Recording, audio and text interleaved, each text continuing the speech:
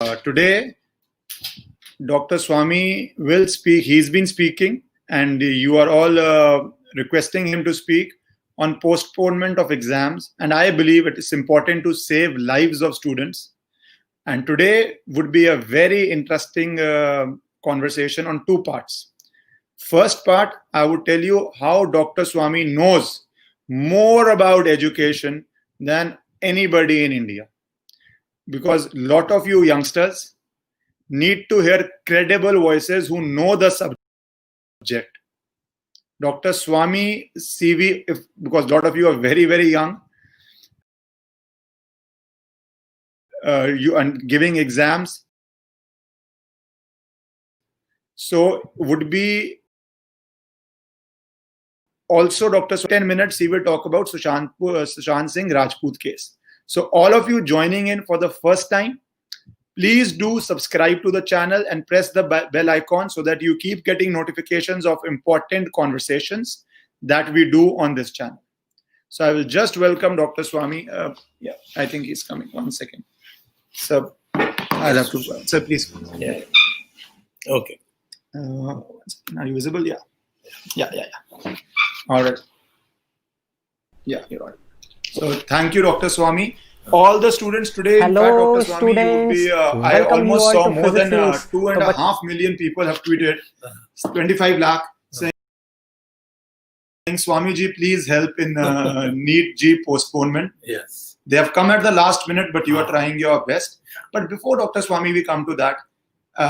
By this channel, I want to educate students. So a lot of them know you only as a professor at Harvard and a very senior politician, and some of them say very intimidating politician. But I would like you to talk when you were 19, 20, the age of most of these, youngsters watching it. Yeah. And you had gone to Hindu college, Dr. Swami? Yes. 1957. My bachelor's degree in 1957. I joined and got the degree in 1960.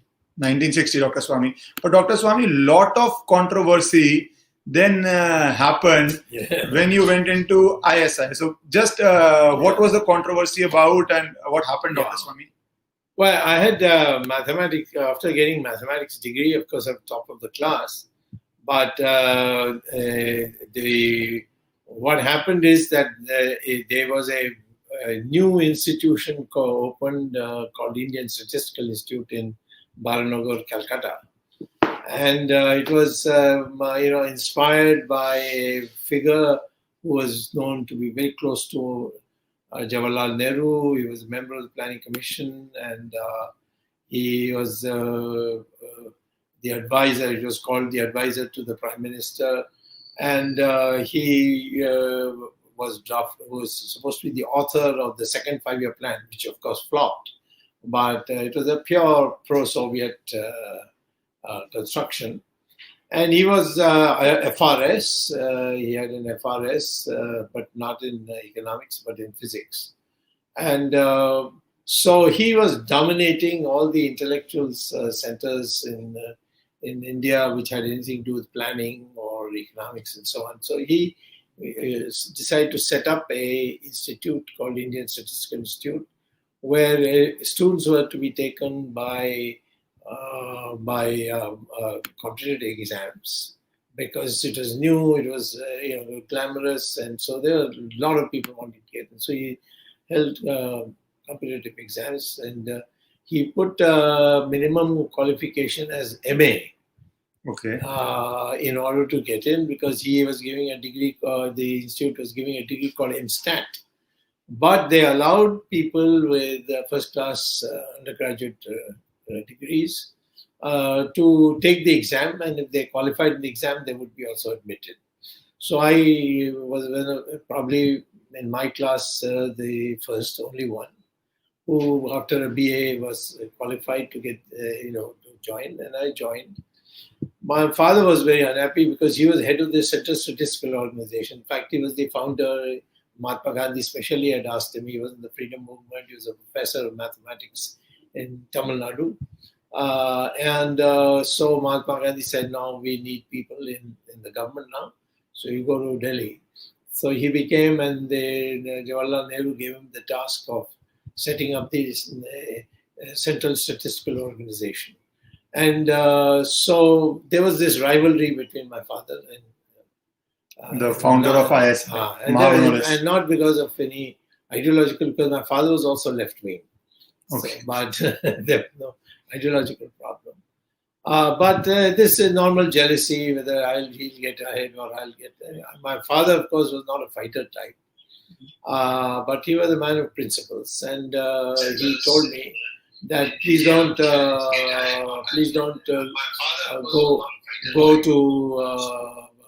go to this institution. This man is a very mean character. He will target you.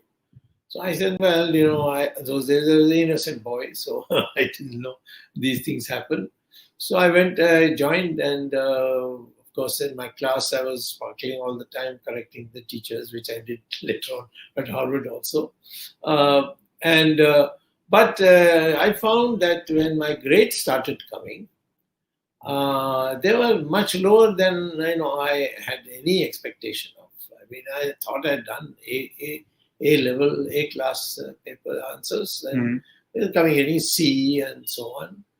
And so in the second year, which was a 2-year course, at halfway through, Malnobis got a notice put on the board that my performance is terrible, and that if I don't improve, then I will be sacked.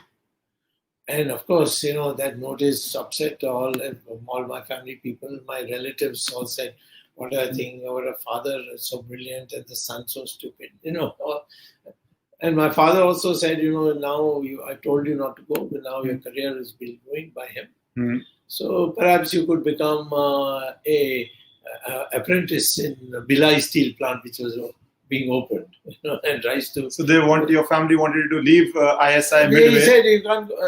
They said there's nothing you can do. He'll fail you, and better you quit with your bachelor's degree. You can qualify to be a. So over the before we I reached this kind of a situation, already I had begun to see that I'm being discriminated against. So one day I was sitting in the library and just pondering, what do I do? I mean, my parents all didn't know by then that this crisis point is coming. So the librarian then went around putting all the latest copies of the journals. And then we had a very fine library, and there he put on before my table something called Econometrica, which is a highly prestigious journal. Because now many more journals are coming. Those days, economics and mathematical economics and statistics, mathematical statistics was rarely known. So it was a very privileged thing. People should know about that journal, Dr. Swami, that it was a peer-reviewed journal, so that the top minds of the world used to see a blind paper. So, Dr. Swami, how does peer review work? Because peer review works basically that people of the same thing, but I am department chairman, you are in another university, you want to come in. So, there 5 or 6 of them sit and then say, this is the guy we should bring in as a professor. So, the work of your equals evaluate you. It's a tough call, because always equals will always be feeling, well, maybe you should get ahead of me or something. Anyway, this journal had published the article of Mr. Malnobis, which I don't think he wrote it himself. He must have got one of the bright professors of ISI to write it. But when I looked at it, I said, it's all graphs and graphs and graphs. Let me put this in mathematics. And I put it was called fractile graphical analysis. It's really dealing with income distribution. Okay. So poverty, all these issues. So I said, let me put it in mathematics. I put it in mathematics, and I found that I had to do it by integral calculus. And I found that it is exactly what 300 years ago an Italian scholar called Lorenz, after whom Lorenz curve is, even today it's a very famous thing. Gini and Lorenz are 2 famous names for income distribution. And I said, looks like a Lorenz curve mathematically, and this man has literally bluffed us by taking a first derivative of this Lorentz curve. So I wrote it all out, but I didn't have much, I was, in those days we were middle class people, didn't have any fancy papers, nothing, but I didn't have typing facility, so I wrote with my hand the whole thing that I've read this and this is what I feel, and sent it to the journal. Now I forgot about it, and of course, by that time, after sending it, this notice had come, and so it looked to me the end. So Dr. Swami, just pause. Students, when you get pressure, Dr. Swami, who had topped Hindu college, still today a very prestigious college, had gotten into ISI, the premier institute set up by a person who was very close to Nehru and integral part of planning commission. You have all read how important planning commission was, and he was an integral part of the planning commission. In fact, he prepared the second plan. So he was at the peak of his life with a new institute, and Dr. Swami's name was on the blackboard that he might be flunked because of nothing to do with Dr. Swami, who was acing the exams, because of rivalry between Dr. Swami's father and that director. That can be a very difficult, dark time. And Dr. Swami was told to become an apprentice in some steel plant or something. Yeah. And the director had published something in a very prestigious journal. Dr. Swami said that's not original. That's basically a derivative. That's basically using somebody's own knowledge and passing it off as original to a man who was director and member of planning commission. Understand how difficult that is. Today, you can't even speak against your teacher. That was the head of the institution. So, Dr. Swami. So, anyway, but it went to a very, very fine professor of economics, mathematical economics, called Hautaker, Professor Hendrik Hautaker. He was a professor at Harvard, and he was asked to referee it. And Hautaker, of course, because he was a bit right-wing, the Swedish did not give him a Nobel Prize. They should have got it long before anybody got it. But anyway, Hautaker, who then became my very close friend when I entered Harvard, he was chairman of the admissions committee of Harvard. And he said to them that I have never believed, I myself didn't know this. Here's a guy who's sitting in India, who's 20 years old, and he is writing these equations. We got to get him. That's America, by the way. They recognize talent very easily. So I got one day a letter after this notice had been put on the notice board and all that, where it said that we are pleased to admit you to Harvard University for a PhD program. And we are giving you full scholarship, which will cover your tuition and your living costs. Dr. Swami, Indian college was failing you, basically, flunking you, basically. And Harvard, to a 20-year-old boy, says you come to us on a full scholarship. And you had not even applied for Harvard. You were flunking in because of political things. Yeah. And Harvard gives you a full scholarship at the age of 20. Yeah, how could I apply when nobody would recommend me anyways? Maybe I have to get recommendation letters, this, that, So there was, of course, not all professors were not bodeless. There was one professor called R.R. Bahadur, I don't know what's that. He originally was teaching in statistics in Chicago. He was very encouraging. He said, listen, in this country you won't get anything. You try to go abroad. And I told him Harvard is he was very pleased, but I never saw him again. But the thing is that I got this scholarship. In the meantime, the journal had accepted the publication of my paper. And I became the second Indian ever to publish a paper in that journal. And it was a critique of Mr. Malnobis. So they had sent it to him for a comment. Rebuttal, yes. And when he got the thing, he was shocked. He called me. And he said I should be at his house. His residence was in the campus. I should be in his house at 4 p.m. at such day. I went and he said, Shami, he used to speak with a Bengali accent. I know your father. And I'm so happy that you've here. But what you have done, who motivated you to do this? Who asked you to do it? I said, nobody. I was just sitting in the library reading it. I said, this is what I should say.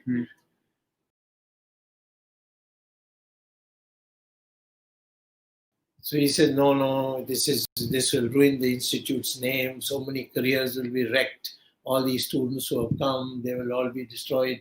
So you write to the journal.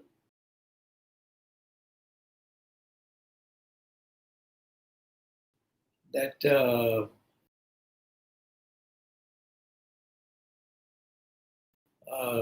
that you are withdrawing it because they have sent me a letter of complaint. Oh.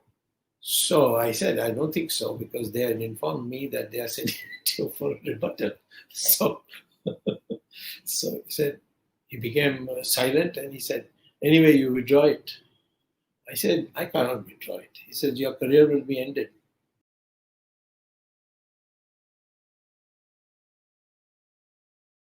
Will be ruined. I promise you, I know everybody, including Jawaharlal Nehru and so on.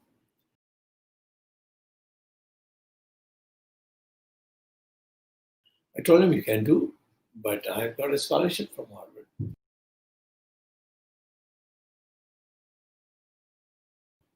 And they've asked me to come for PhD. So do what you like. So he said, you got an admission from Harvard? I said, yes.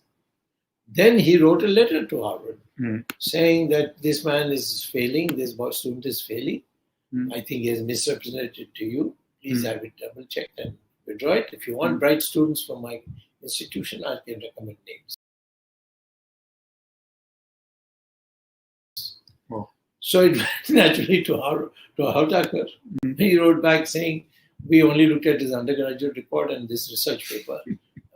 And a degree in the future from your institution is of no consequence in making the decision. Dr. Swami, even after you got admitted to Harvard on a scholarship which you didn't ask for, on a course which you didn't ask for, there was still time to pressurize you, intimidate you into withdrawing it, and threatening you that they will fail you. And ruin my career. And ruin your career. Because they knew the Prime Minister and everybody. So the Harvard said no. So then there was a complete change. The next thing I know is that he has announced that there will be a felicitation meeting for me, and the notice board carried out that earlier notice was by mistake due to clerical error, and my grades are all back to A. So and then he has a meeting and he praises me, our student, first batch. I was the first batch because just been formed. And all this flowery thing, of course, I was not impressed. I was just kept quiet like a good diplomat that I was those days. So I went to Harvard. I broke the record because the minimum time you take to qualify to write a PhD thesis, for which you have to do a very extensive exam, oral, written. It takes most people 3 years, 4 years, sometimes even 5 years. And generally people don't pass in the first attempt. In the end of 6 months, I signed up for that and took the exam. And I came with flying colors. And did your PhD in almost 1 year. And then 1 year later, I did a PhD from the famous founder of the G